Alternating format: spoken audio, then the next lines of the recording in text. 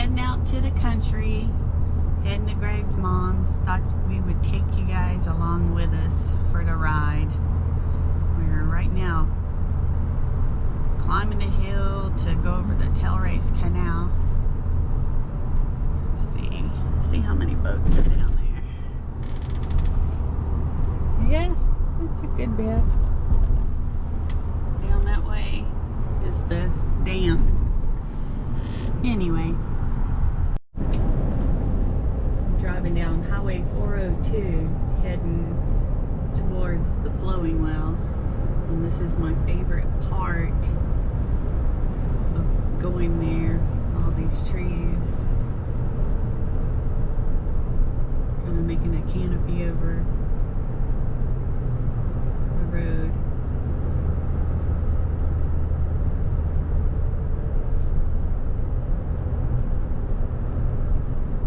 Pretty. Greg's getting some water at the flowing well.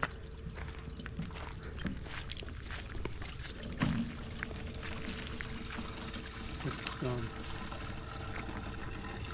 people have been coming here for years. I've talked to people from Mount Pleasant and out that way that are coming out here to fill their water. Some people think it's got healing properties. What it really is tapping off one of the springs for Hugie Creek, which is part of the headwaters of the east branch of the Cooper River. So it seems to be good, pure water. We drink it all the time. And it doesn't have that artesian No, it doesn't have that funny taste. I'll put it up against anything, any expensive water, and it still tastes just as good.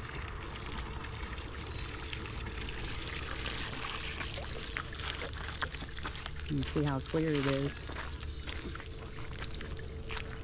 I'll show you how dark this water is here.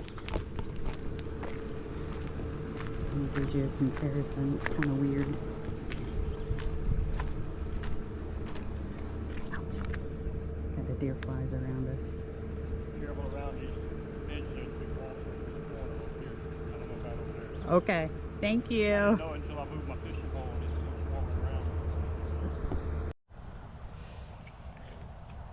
We are now at what I used to think of as the swimming hole. It was almost like our own personal little swimming area.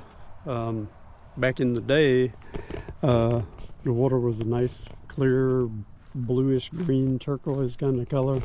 And I think mainly from the springs, because it was, I'm assuming that they used a lot of the dirt out of here to build Highway 41. And back during that time, which was the 70s, probably in early 80s, it was still new enough that you didn't really have a lot of buildup of vegetation or anything on the bottom, so it kept the color pretty much clear from the springs. And so now it's not terrible. It's just, you can see some clarity in it. I can see down into the water, but it's not the nice color that it used to be. Figuration of it has changed somewhat through the years. Not sure exactly when and where. I know at one point it was different. I can't remember the exact configuration, but it was different than it is now. If I had to guess, this is probably a 4 or 5 acre pond, maybe a little bit larger, maybe as much as 6 or 7. Because it not only is the small area you see back here and going down to here, but it circles around and is probably at least that big down in the back as well. I assume that there's probably bass and brim in here, maybe some other fish, but man, it used to be one of our hangouts. We'd come here a lot, spend time over at the family property on 41. We'd spend time over there working in the fields with Dad and doing what we needed to over there, and then it was almost a daily ritual, especially in summertime. We'd stop by here, dive in, clean up, wash the stink off, the sweat off, the corn dust, and various other things. So we loved it out here. We spent a lot of time, many hours, not not just that time, but we would ride bikes down here and swim.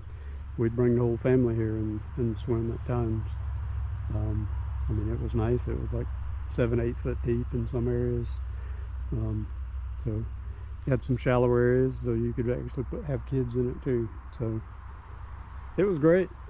I miss it, and I guess kind of like Hugie Park. It's still here, but I don't know that people utilize it like we used to back in the day. Not just our family would come here, but many other families would come. So anyway, we'll keep revisiting my childhood and try to show you some places that are out in the Francis Marion National Forest. This place is off of Highway 41, kind of between Bethera and Hugie. So look it up on a Google map, you can probably see it. All right, thank you. Like the other things that I showed you, Hugie Park and swimming hole, lack of use and lack of upkeep seems to have taken a toll here as well.